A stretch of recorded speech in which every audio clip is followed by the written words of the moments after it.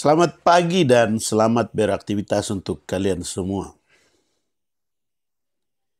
Matius pasal 7 ayat 15 bunyinya demikian. Waspadalah terhadap nabi-nabi palsu yang datang kepadamu dengan menyamar seperti domba.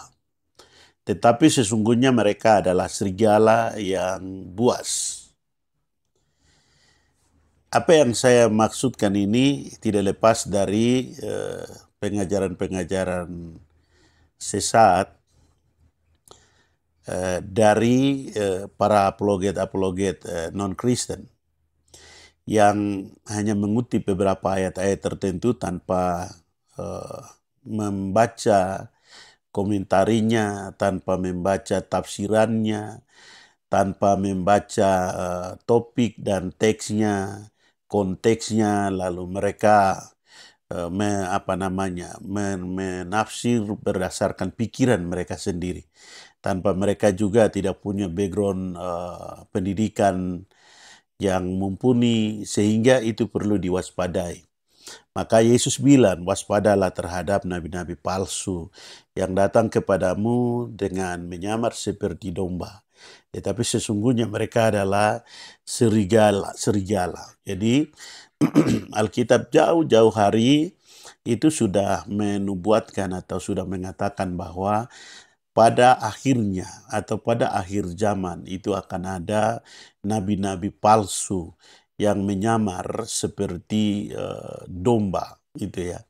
Jadi sesungguhnya mereka itu adalah serigala buas yang berusaha untuk menyesatkan orang percaya.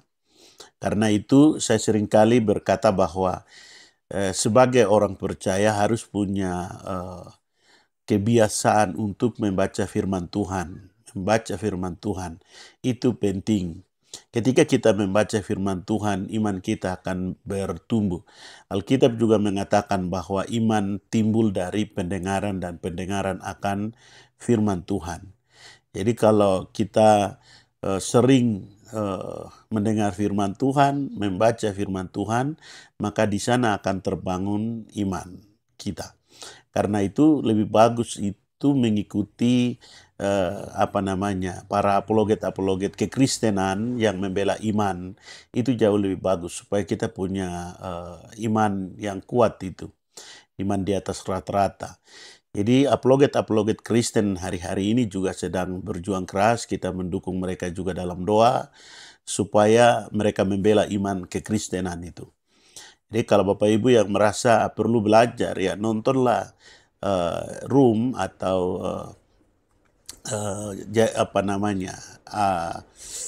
akun-akun yang membahas soal apologet kekristenan itu. Lebih baik dengar mereka supaya kita tahu pengetahuan kita bertambah, iman kita juga bertumbuh di sana.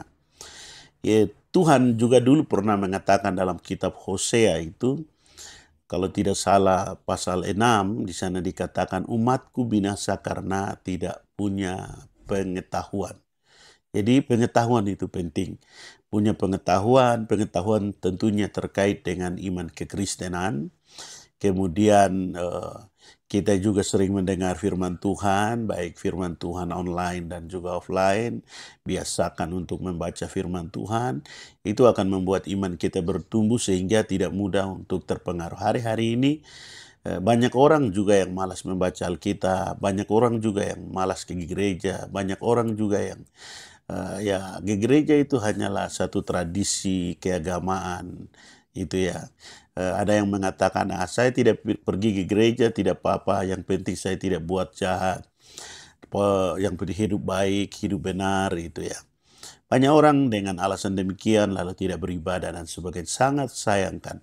Hari-hari ini iblis begitu kerja keras untuk meruntuhkan iman orang percaya. Karena itu waspada terhadap pengajaran-pengajaran hari-hari ini supaya tidak disesatkan oleh ajaran-ajaran palsu, tidak disesatkan oleh nabi-nabi palsu, dan akhirnya tidak meninggalkan, mengambil keputusan untuk meninggalkan kekristenan. Itu satu kebodohan itu. Banyak orang meninggalkan kekristenan karena tidak memahami Alkitab, tidak memahami dan tidak mengenal Tuhan secara baik. Akhirnya mereka meninggalkan Tuhan dan pindah keyakinan. Itu terjadi karena tidak punya iman dan tidak punya pengetahuan.